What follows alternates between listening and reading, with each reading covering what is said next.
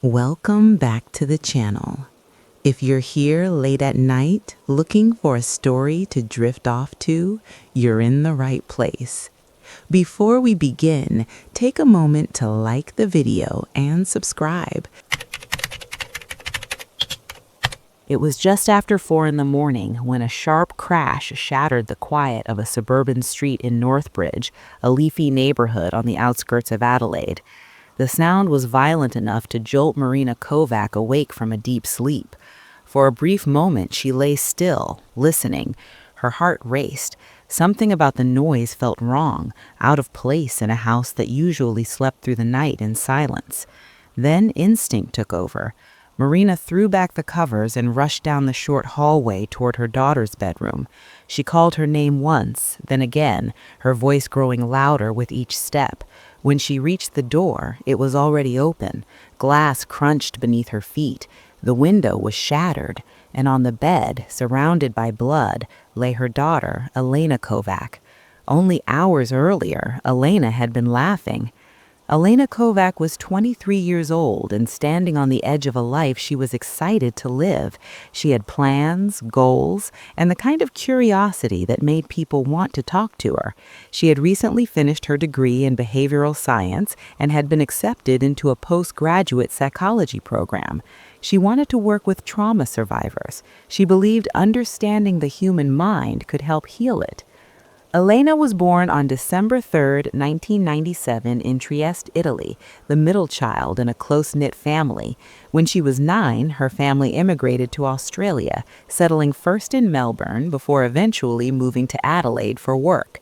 Elena adapted quickly. She learned English fast, made friends easily, and found confidence in her ability to connect with people from all backgrounds. She had 2 brothers, Marco, her older half-brother, protective and steady, and Luca, her younger brother, who followed her everywhere and idolized her quietly. At home, Elena was the glue. She remembered birthdays, she checked in when someone seemed off. She had a habit of sitting with people when they were struggling, even if she didn't know what to say. After university, Elena took a job at a large customer service center in Brighton Park, working while preparing for further study. She was good at it, not just efficient, but empathetic. She listened, she de-escalated tense calls. Within a year, she was promoted to team supervisor. It was there that she met Nathan Reed. Nathan was older, quiet, and often kept to himself. He worked on a different team, but was occasionally assigned shifts under Elena's supervision. At first, there was nothing notable about him, just another employee, polite, reserved, unremarkable. Elena was friendly to everyone. It was part of who she was. Outside of work, her life was full. She loved dancing, something she had carried with her since childhood cheer competitions. She went to fitness classes, read constantly, and spent evenings curled up on the couch with her mother. Marina and Elena shared a nightly routine. No matter how busy life got, Marina would sit on Elena's bed before sleep, and they would talk about the day. Sometimes it was serious, sometimes it was nothing at all. It was their ritual. In early November 2020, life felt lighter. Restrictions were easing. Elena had started dating Tom Ellis, a civil engineering graduate she had met through mutual friends. Their relationship was still new, but it felt steady, kind, safe. On Saturday, November 7th, they went to brunch at a rooftop cafe overlooking the river. They took photos. Elena posted one online later that evening, smiling, relaxed, happy. It was the first time she had made the relationship public. The following day was quiet. Elena spent most of Sunday at home with Marina, watching a movie and planning her upcoming birthday. That night, as always, Marina sat on the edge of her bed. They talked about nothing important. Before leaving the room, Marina said, "I love you." "I love you more," Elena replied. It was the last time Marina would hear her daughter's voice. At approximately 4:12 a.m. the next morning, the sound of breaking glass ripped through the house. Marina's instincts were immediate. She didn't hesitate. She ran. The scene in Elena's room was chaotic. Blood soaked the bedding. Shards of glass littered the floor beneath the broken window. Elena was unresponsive. Marina screamed for help, cradling her daughter, begging her to wake up. Emergency services arrived within minutes. Paramedics tried, but it was already over. Elena Kovac had been stabbed repeatedly.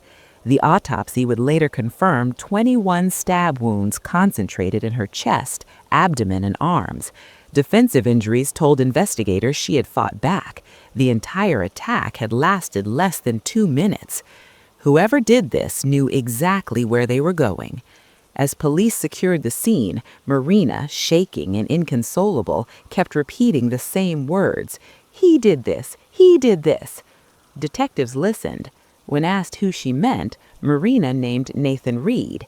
It wasn't the first time his name had come up. In the months before her death, Elena had confided in both Marina and Tom that a former co-worker had become fixated on her. What started as messages online had escalated into something far more disturbing. It began shortly after Nathan was dismissed from the call center in mid-2019 for ongoing performance issues. On his final day, Elena had been asked to escort him from the building. She did it professionally, wishing him well. As he extended her hand, Nathan leaned in and kissed her cheek. Elena froze. She told Marina about it that night, unsettled but unsure whether she was overreacting. Marina brushed it off at the time, assuming it was awkward rather than dangerous. Then the messages started. At first, they were flattering, compliments, declarations of admiration.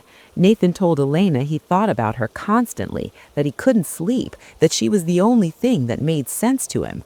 Elena responded once, politely but firmly, explaining she wasn't interested. She blocked him. He created a new account, then another. The tone changed. The messages became invasive, sexual, unsettling.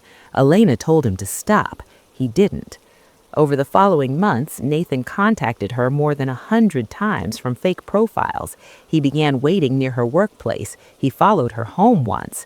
Elena started checking her surroundings constantly. She slept poorly. She told Tom she was scared.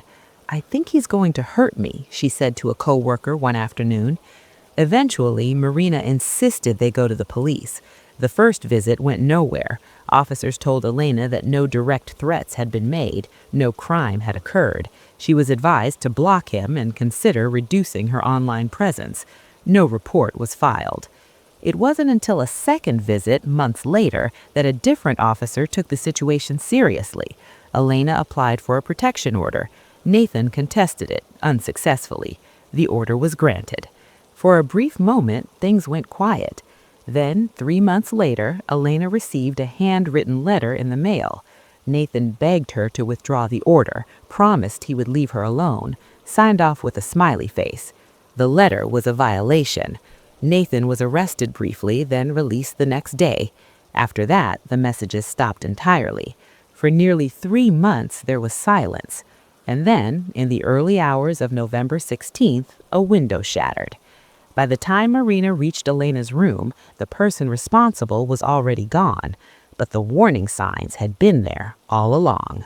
By the time the footage reached the cold case unit, it had already passed through 3 hands and 2 decades of indifference. The file came from a private logistics company that had recently upgraded its archival servers, triggering an automated sweep of old dashcam data. Most of it was routine. Traffic stops, rain-slicked highways, long, silent nights. But buried in a folder mislabeled with the wrong date was a 6-minute clip recorded at 2:41 a.m. on the same night the victim vanished.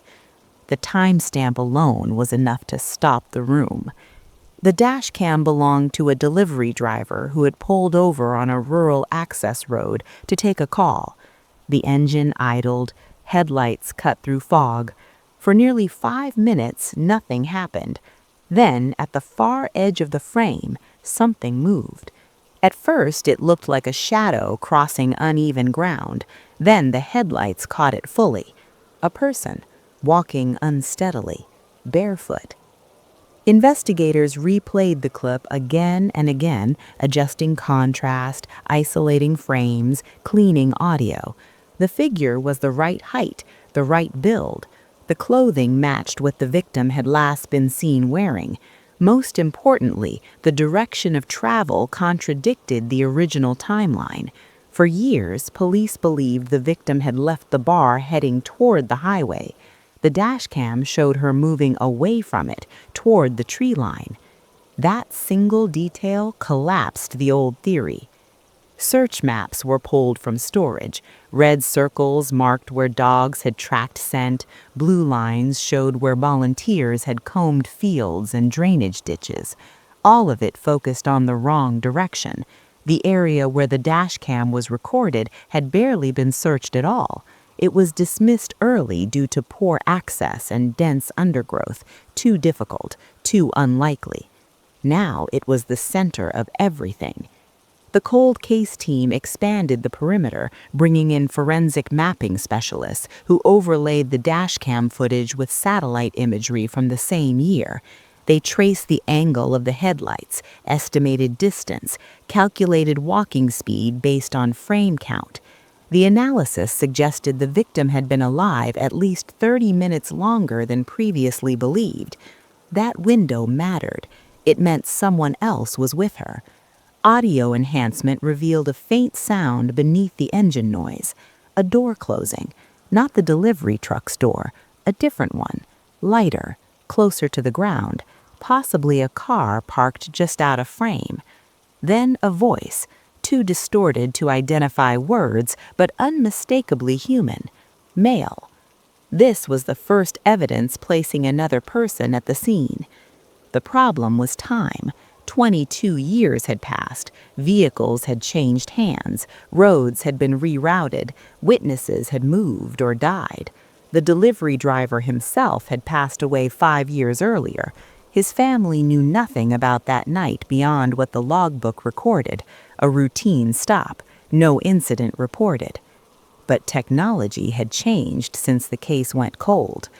Investigators ran the engine-enhanced audio through modern voice isolation software. The result was imperfect, but revealing. The voice carried a regional cadence, a pattern of vowel stress common to a specific cluster of counties. It also carried something else, a phrase repeated twice, short, commanding, not shouted, controlled. Get back. The words sent a chill through the room. If the victim was being told to get back, she wasn't walking alone. She wasn't lost. She was being directed. Attention shifted to nearby properties that existed at the time. Old land records were pulled. One parcel stood out, a small maintenance yard operated by a subcontractor who serviced utility lines. The yard had since been demolished, replaced by a storage facility, but in the year of the disappearance, it housed 2 vehicles overnight and 1 employee on rotating shifts. That employee had been interviewed briefly in the original investigation. His alibi was thin, but technically plausible. He said he was on site all night. No one followed up. No one checked for vehicles. No one asked about dashcams. At the time, few people even knew they existed. When detectives located him now, he was living 2 states away under a different last name. He agreed to speak, calm but guarded. He claimed he remembered nothing unusual, said he slept through most of the night, said he never saw the victim. But when shown the enhanced still frame from the dashcam, something changed. Not panic, not anger, just a pause. His eyes lingered on the image longer than expected. He leaned back, exhaled, then asked a question no innocent person would think to ask. "Is that the only angle you have?" The interview ended shortly after.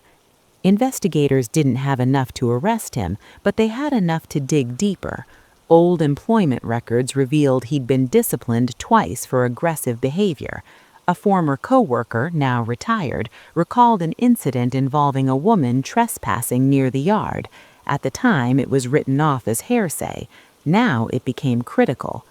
Search teams returned to the area where the yard once stood. Ground-penetrating radar scanned the perimeter. Soil anomalies appeared near a drainage culvert that had been installed the same year the victim disappeared. Excavation was approved. They found fragments first. Fabric, a shoe sole, then bone. The remains confirmed what the dashcam suggested. The victim was moved, not lost, buried hastily, close enough to the road that headlights once illuminated her final steps, but far enough to avoid notice for decades. The case shifted from unresolved disappearance to homicide. Forensic analysis revealed no clear cause of death, but trauma markers suggested restraint. Fingernail scrapings, preserved by the soil, contained trace material. Not enough for a full profile, but enough to exclude some suspects and narrow the field. Investigators returned to the suspect with new leverage. This time they brought the footage, the audio, the excavation photos, and the forensic timeline. They laid it all out slowly, methodically, not accusing, just inevitable. He listened without interruption. When they finished, he spoke quietly. "You weren't supposed to find that camera." It was the first admission. He claimed it was an accident, that she wandered onto the property, that he tried to scare her away, that things escalated, that he panicked. His version shifted repeatedly, but one truth remained constant. He knew about the dash cam. He had seen it that night. He assumed it was broken or off. He never imagined it would be recovered decades later from a mislabeled digital archive. That assumption cost him everything. The case went to trial with the footage as its backbone. The jury watched the grainy clip in silence. No dramatic confrontation, no clear act of violence, just a person walking barefoot into darkness and a voice telling her to get back. It was enough. The conviction didn't bring closure so much as correction. The truth had always been there, waiting, not in a confession, not in a witness statement, but in a machine that recorded without judgment and forgot nothing. And as investigators closed the file, one detail stayed with them. The dash cam didn't move, it didn't follow, it didn't intervene. It simply watched. A silent witness, ignored for years, until technology finally learned to listen. The verdict closed the courtroom, but it did not close the case in the way people expected. There was no applause, no release of breath that made the years disappear. The victim's family sat still as the sentence was read, their faces caught somewhere between relief and exhaustion. Justice had arrived late, carried in on the back of old data and new technology, and it felt heavier because of the weight. Outside the courthouse, reporters focused on the dash cam. They called it the breakthrough, the missing link, the moment that cracked the case. But inside the cold case unit, investigators knew the truth was more complicated. The camera hadn't solved the crime on its own. It had simply refused to forget. In the weeks after the conviction, the unit began a quiet internal review, not to assign blame, but to understand how many other answers might be buried in similar archives. They started with traffic departments, private transport companies, taxi firms, municipal buses, any place where cameras had existed before anyone thought they mattered. Thousands of hours of footage were logged, cataloged, and scanned by software that didn't get tired or distracted. What emerged was unsettling. The victim's case was not an exception, it was a pattern. In one file, a convenience store camera captured a reflection in a freezer door, a man watching from outside, just long enough to place him at the scene of a decades-old assault. In another, a toll booth camera recorded a license plate partially obscured by dirt. At the time, it was useless. Years later, enhancement software revealed enough characters to narrow it to one vehicle, one owner, one suspect who had never been questioned. These were not dramatic revelations, no clear faces, no violent acts on screen, just moments that had once seemed too small to matter. They mattered now. The unit began reopening cases quietly, prioritizing those where time-sensitive evidence still existed. Families were contacted cautiously, expectations were managed, no promises, just a possibility that had not existed before. Some families declined, they had rebuilt their lives around not knowing. Others said yes immediately, they had been waiting for a call like this for years. One mother said something that stayed with the detectives. She didn't ask if they would find the person who did it. She asked if they would finally know where her daughter had been. That question became the unit's guiding principle. As technology advanced, so did its ability to extract meaning from silence. Old CCTV systems recorded at low frame rates, poor resolution, awkward angles. Modern tools could stabilize images, interpolate missing frames, isolate motion, and enhance edges. What once looked like static now revealed intent, direction, presence. But the process also revealed uncomfortable truths about the past. In several cases, cameras had captured victims in their final hours without anyone realizing it at the time. People walked past, cars drove by, lights flickered on and off. The evidence was there, but the systems to recognize its value were not. It wasn't negligence so much as limitation. Investigators worked with what they had, and what they had was not enough. Until it was. The victim from this case became a reference point in training sessions, not as a cautionary tale, but as proof of concept. Detectives were shown the original footage as it existed years ago, grainy, dismissible. Then they were shown the enhanced version, the extracted audio, the mapped timeline, the soil analysis tied to the camera's angle. The lesson was simple. Never assume you know what evidence can or cannot become. The man convicted in the case filed an appeal, arguing that the technology used to enhance the footage distorted reality. Experts testified in response, explaining the process step by step. No pixels were invented, no frames fabricated, only clarity added where noise once lived. The appeal was denied. He would not be released. For the family, the answer brought a strange kind of peace. They visited the site where the remains had been recovered, now restored and quiet. No marker, no sign, just trees and wind and a road where headlights still passed at night. They said they didn't want a memorial there. The place had already held her long enough. What they wanted was her name back in the world, not lost in an unsolved file. The unit continued its work, aware that every success came with a cost. Each reopened case meant revisiting grief, reopening wounds, asking people to remember nights they had tried hard to forget. Some detectives struggled with the weight of it. They saw patterns that extended beyond individual crimes. How often victims were dismissed, how often early assumptions hardened into conclusions, how often silence was mistaken for absence. Technology did not fix those problems, it exposed them. One analyst described it best. Cameras don't tell stories, they hold fragments. It's up to humans to decide whether those fragments matter. As years passed, the victim's case became part of a larger shift in how cold cases were approached. Archival evidence was no longer treated as static, it was dynamic, waiting for tools that had not yet been invented. Investigators stopped asking what footage showed and started asking what it might someday reveal. That change led to resolutions. Not all of them ended in convictions. Some led to confirmations of death without suspects. Some led to remains being found far from where anyone had searched.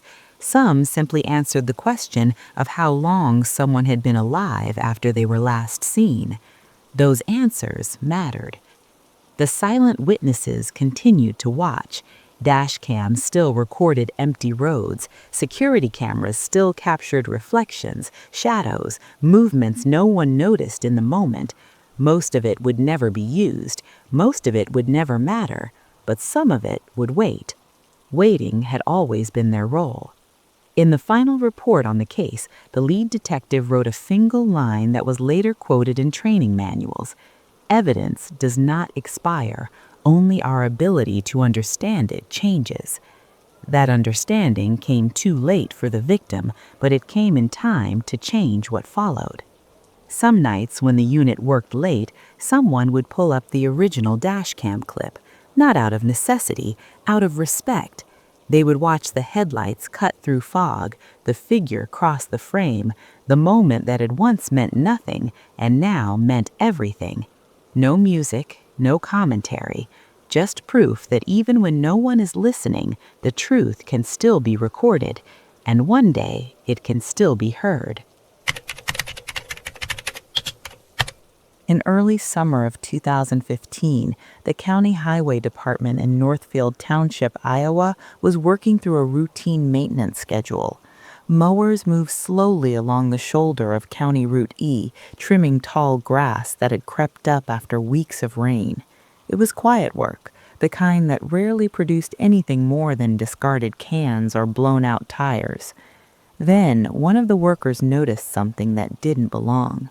Just beyond the ditch, partially hidden by weeds and brush, were two large suitcases. One was maroon, scuffed and faded, the other dark gray, newer, still intact. At first, the assumption was simple. Someone had dumped them. It happened often enough. But as the crew moved closer, a heavy odor hung in the air. Flies clustered thickly around the luggage, crawling over the zippers and handles.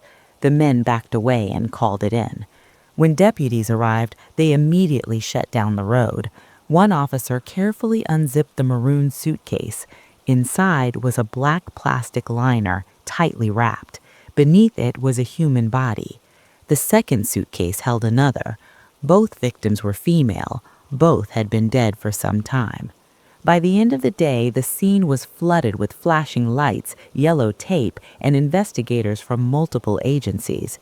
What began as roadside cleanup had turned into one of the most disturbing discoveries the county had ever seen. The victims were transported to the medical examiner's office, where the early findings confirmed what responders already feared. One woman showed signs of restraint. The other had been bound in a different way. Neither had identification. There were no wallets, no phones, no personal effects that could immediately explain who they were or how they had ended up there. The case was assigned to Detective Aaron Cole, a veteran investigator known for patience more than flair. He understood early on that this would not be solved quickly. Whoever had left those suitcases hadn't panicked. They hadn't rushed. The placement was deliberate, almost careless in its confidence. Press releases went out across the Midwest. 2 unidentified women found in suitcases. Cause of death pending. Tips poured in. Missing persons reports from Iowa, Minnesota, Illinois, and Wisconsin were cross-checked. Faces were compared. Timelines overlapped and fell apart. For days, nothing fit. Then a forensic technician noticed something small but distinctive on one of the victims, a tattoo on her forearm, a line of script in a stylized font. The image was released quietly to law enforcement agencies. Within 24 hours, a match came back. Her name was Rachel Moore. Rachel was 36 years old, a mother of 5 from Stillwater, Minnesota. Her family had reported her missing the previous winter.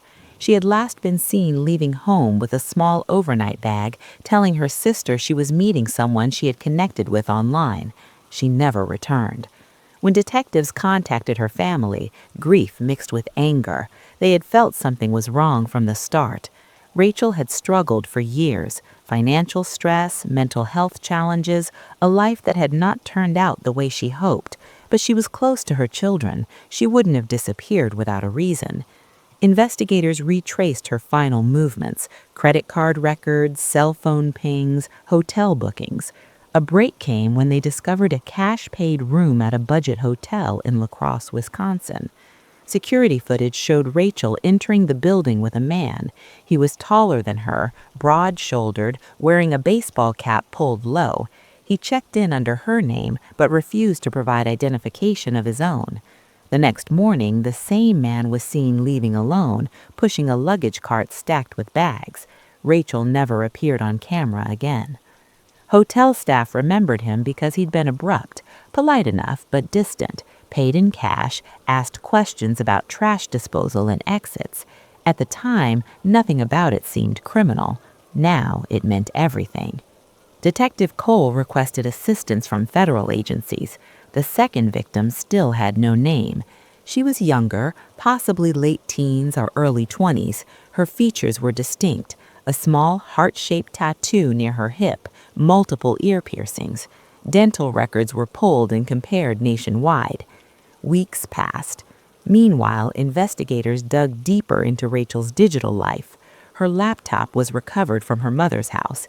Emails revealed she had been communicating with someone under an alias. The messages were intense, controlling. The sender spoke of ownership, trust, submission. Rachel seemed conflicted but hopeful. She believed she had found someone who understood her. The email account traced back to an address in Cedar Falls, Iowa. The name attached was Daniel Cross. Cross was 51, divorced, employed as a private security supervisor. He lived alone in a modest apartment complex. No criminal record beyond minor traffic citations. On paper, he was invisible, but his online presence told a different story. Using multiple usernames, Cross was active on niche forums centered around extreme control dynamics. His posts were explicit in intention, if not in detail. He spoke of long-term arrangements, isolation, total authority. He was careful with language, avoiding anything that sounded illegal, but the undertone was unmistakable. Detectives paid him a visit. Cross answered the door calmly, agreed to talk, admitted he had met Rachel but claimed they had parted on good terms. He said she left on her own. He denied knowing anything about her disappearance or death. When asked about the hotel footage, he shrugged, said he had helped her with her bags, said she wanted privacy. He agreed to provide a DNA sample. While they waited for results, the second victim was finally identified. Her name was Emily Carter. She was 19 years old, originally from Bend, Oregon. Friends recognized the forensic sketch released by police. Dental records confirmed it. Emily's story was different but hauntingly similar. She had grown up in foster care, moved often. She was bright, artistic, and determined to build a better life. She had a young daughter, but had lost custody. According to friends, Emily believed she needed a fresh start. She told people she was moving to the Midwest for school. No missing persons report had ever been filed. Detectives discovered that Emily had also been communicating with Daniel Cross. Their conversations went back years, paused, then resumed once she turned 18. He encouraged her to cut contact with people who held her back. He framed isolation as freedom. Flight records showed she had taken a one-way ticket to Iowa 2 years ago. She never returned. The DNA results came back soon after. Material recovered from the bindings used on Emily matched Daniel Cross. A warrant was issued. When investigators searched his apartment, they found cleaning supplies, industrial-strength bleach, rope, and restraints. In a storage locker nearby, they found a suitcase matching the type used to transport the bodies. Inside were personal items that did not belong to him. And tucked into a drawer was an old badge. Daniel Cross had once been a police officer. He had served briefly in a small Wisconsin department before resigning under pressure.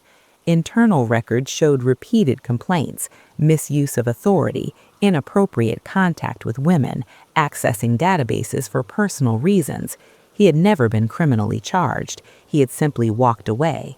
Now, decades later, the past had finally caught up with him. As Cross was taken into custody, the case shifted from mystery to something far darker. What had begun with 2 abandoned suitcases was now revealing a pattern years in the making, and investigators were only beginning to understand how many warning signs had been missed. Daniel Cross sat in the interview room with his hands folded neatly on the table. He looked more like an accountant than a murder suspect. Calm, clean-shaven, his voice steady when he spoke. If there was fear, he hid it well. Detective Aaron Cole had learned long ago not to mistake composure for innocence.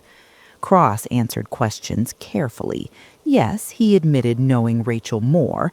Yes, he acknowledged communicating with Emily Carter online. He framed both relationships as consensual and adult.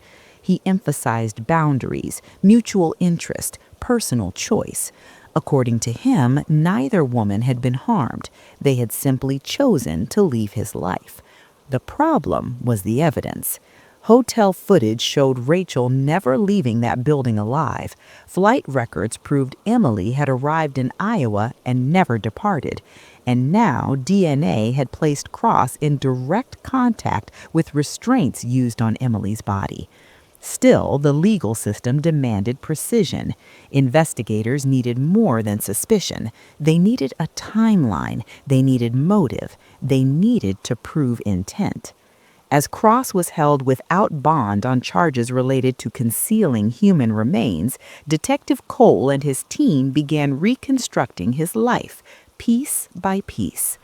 Cross grew up in rural Wisconsin. Teachers described him as quiet, intelligent, and socially withdrawn. He graduated high school with average grades and no close friendships. He joined the police academy in his late 20s, a decision he later described as a calling, a chance to serve, a chance to matter. At first, his performance reviews were solid. He followed procedures. He showed up early. But within a few years, complaints began to surface. Women reported that he lingered too long during routine interactions, asked personal questions, appeared uninvited at places they frequented. Internal affairs records documented multiple warnings. Nothing stuck. Each incident was brushed aside as a misunderstanding. No charges, no termination. Eventually, Cross resigned quietly. The department accepted his resignation without public explanation. He transitioned into private security work, low visibility, minimal oversight. He moved frequently, changed email addresses. Online, however, he was building something else entirely. Detectives uncovered years of posts across obscure forums. Cross had been meticulous. He avoided explicit threats. He framed everything as fantasy, but the language was consistent. Ownership, control, permanence. He didn't want a partner, he wanted possession. One post stood out. "I'm not interested in scenes or play. I'm seeking a life arrangement. No return to normal, no undoing what's given." Investigators now understood that Rachel and Emily were not isolated encounters. They were part of a pattern. Emily Carter's story unfolded slowly and painfully. She had first encountered Cross when she was still a minor, using an anonymous online account. Their conversations stopped when she disappeared from the platform. Years later, they resumed. By then, she was legally an adult. Cross positioned himself as a guide, a protector, someone who could give her structure. Friends later told police that Emily had started talking about disappearing, about starting over somewhere no one knew her. Cross encouraged that thinking. He told her to delete her social media, to limit contact, to trust only him. When she arrived in Iowa, she told family she was enrolling in a trade program. There was no record of enrollment. Phone data showed her device went dark within days of arrival. Rachel Moore followed a similar path. She was older, more cautious, but she was struggling. Financial pressure, custody battles. She felt like a burden to everyone. Cross didn't promise rescue, he promised purpose. He told her she could be essential to someone, needed. In one recovered email, Rachel wrote that she trusted him completely, that she believed he would keep her safe. The forensic evidence told a different story. Medical examiners determined that both women had died under similar circumstances. There were no signs of prolonged struggle, no defensive injuries. The timing of death suggested panic, not accident. Cross claimed it was all a misunderstanding, a loss of control. He said he never meant to hurt anyone. But then detectives found the refrigerator. In a storage unit rented under Cross's name, officers discovered an old industrial refrigerator. Inside were traces of biological material, enough to confirm it had once held human remains. The unit had been unplugged for months. It became clear that Cross had not panicked after Emily's death. He had planned, he had preserved, he had waited. Why he eventually disposed of the bodies remained unclear. Some investigators believed he felt invincible. Others thought he simply grew tired of hiding. Psychological evaluations painted a chilling picture. Experts described Cross as calculating, emotionally detached, and deeply entitled. He did not experience guilt in the way most people did. He viewed relationships as transactions. When control slipped, he reacted with resentment rather than fear. During one evaluation, Cross described himself as misunderstood. He insisted the women had consented to everything. When asked why they were dead, he blamed them for not being strong enough. By the time formal homicide charges were filed in Iowa for Emily Carter's death, the case had attracted national attention. Media coverage was relentless. Headlines focused on Cross's past in law enforcement, on the missed warnings, on the online communities that allowed predators to operate in plain sight. Rachel Moore's case, because it originated in another state, was temporarily delayed. Prosecutors agreed to focus first on Emily's case, believing it would establish a foundation for everything that followed. The trial preparations were intense. Prosecutors built their argument carefully. They presented Cross as someone who deliberately targeted vulnerable women, someone who isolated them, manipulated them, and ultimately killed them while maintaining plausible deniability. The defense argued the opposite. They claimed the deaths were tragic accidents. They emphasized consent, poor judgment. They argued that by leaving the suitcases where they could be found, Cross had not tried to hide anything. The jury wasn't convinced. Before the trial could begin, Cross made a decision that stunned everyone. He agreed to plead guilty. In exchange for a reduced charge, Cross admitted responsibility for Emily Carter's death and for concealing her body. He did not admit intent to kill. He maintained the death was unplanned. At sentencing, Emily's family spoke. Friends described her laughter, her stubborn hope, the daughter she would never raise. Cross stood silently. The judge sentenced him to decades in prison, enough to ensure he would never live freely again. But the story was not over. With the Iowa case resolved, attention turned fully to Rachel Moore. Her family had waited years for answers. Now they demanded accountability. Prosecutors in Minnesota reviewed everything: the emails, the hotel footage, the similarities. Cross ultimately entered a second guilty plea, this time to murder. The sentences were ordered to run consecutively. Daniel Cross would spend the rest of his life behind bars. For Detective Cole, the case left a lasting mark. It wasn't just about one man. It was about the system that allowed him to operate unchecked for so long, about warnings ignored, about victims who asked for help and were told to wait. As the courtroom emptied after the final sentencing, Rachel's sister stood quietly, holding a photo of her sibling. She said nothing. There was nothing left to say. The courtroom was silent when the final sentence was read. No gasps, no applause, just the dull weight of finality settling over everyone in the room. Daniel Cross stood with his head lowered as the judge finished speaking, explaining that the sentences would be served one after the other with no chance of early release. It meant the rest of his life would pass behind concrete walls. For the families, it was not justice. It was an ending, and endings rarely bring relief. Emily Carter's mother sat frozen in her seat long after the hearing ended. She had rehearsed what she wanted to say for months, but when the moment came, her words were simple. She spoke about the last phone call she'd missed, about the birthday gift she never got to give, about the ache of not knowing whether Emily had been scared in her final moments. The judge listened.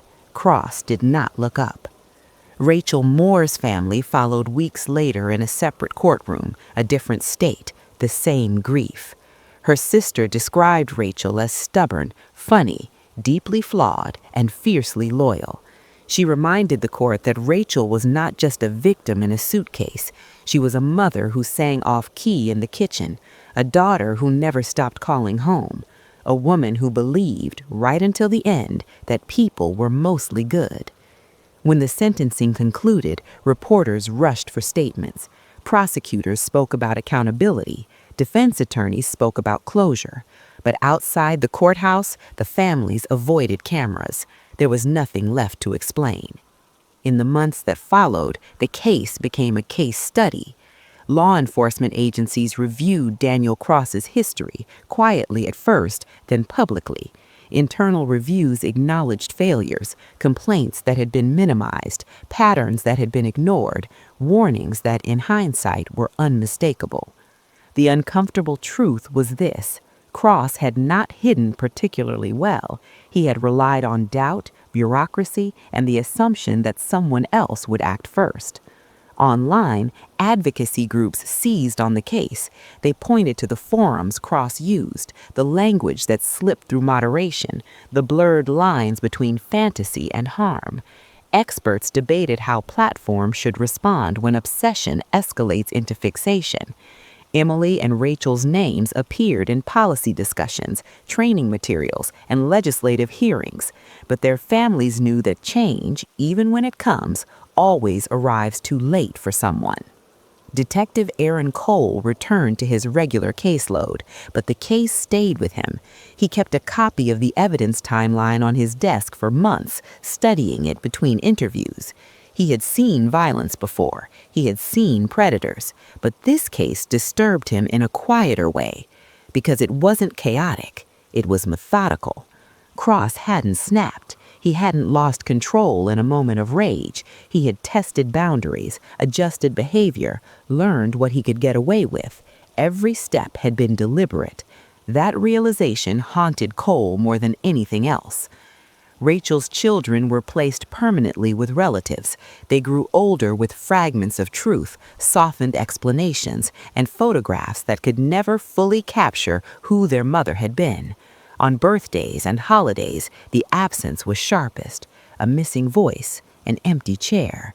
Emily's son grew up hearing stories about a mother who loved fiercely but struggled deeply. Her family chose to speak openly about her mistakes, refusing to let the narrative reduce her to poor choices. They wanted him to know she mattered, that she tried. Both families rejected the idea that Cross had somehow chosen his victims at random. They believed he saw vulnerability the way others see opportunity, and they believed the system, knowingly or not, had given him room to operate. Years later, a journalist uncovered something that never made it into the trial record. A former co-worker of Cross's admitted that shortly before his arrest, Cross had joked about how easy it was to disappear online, how people only saw what they wanted to see. The comment had been dismissed at the time as dark humor. Now it read differently. In prison, Cross kept to himself. Psychological evaluations described him as compliant, polite, and emotionally distant. He filed occasional appeals, all denied. He never publicly expressed remorse beyond carefully worded statements prepared by counsel. When asked once if he thought about the women he killed, he said he thought about how things could have gone differently. He did not elaborate. Outside those walls, the world moved on. New cases captured attention. New tragedies replaced old headlines. But for the families, time did not heal. It reshaped the pain, made it quieter, more manageable, but never gone. Rachel's sister started volunteering with a local outreach group, helping women leaving unstable situations. She said she wasn't trying to save anyone, just to listen, to believe people when they said something felt wrong. Emily's mother pushed for changes in how missing adult cases were handled. She argued that disappearance should never be treated as a lifestyle choice, that delay cost lives. Some departments listened, others did not. There was no single moment when the case felt finished. Even years later, questions lingered. How many warning signs does it take before someone is stopped? How many women are told they're overreacting? How many systems are built to respond only after damage is done? The truth is uncomfortable. Daniel Cross did not break the system. He used it exactly as it was. The final image many remember from the case is not the suitcases or the courtroom or the evidence photos never released to the public. It is a single line from an email Rachel once sent. "I just want to feel safe." It was a simple request, one that should never have been impossible. Instead, it became a reminder of what happens when control is mistaken for consent, when silence is mistaken for peace, when warning signs are treated as inconveniences. Rachel Moore and Emily Carter were not reckless. They were human. They trusted. They hoped. They believed people could be better than their worst impulses. Daniel Cross ensured they never got the chance to be proven right. And that is the part of this story that cannot be rewritten.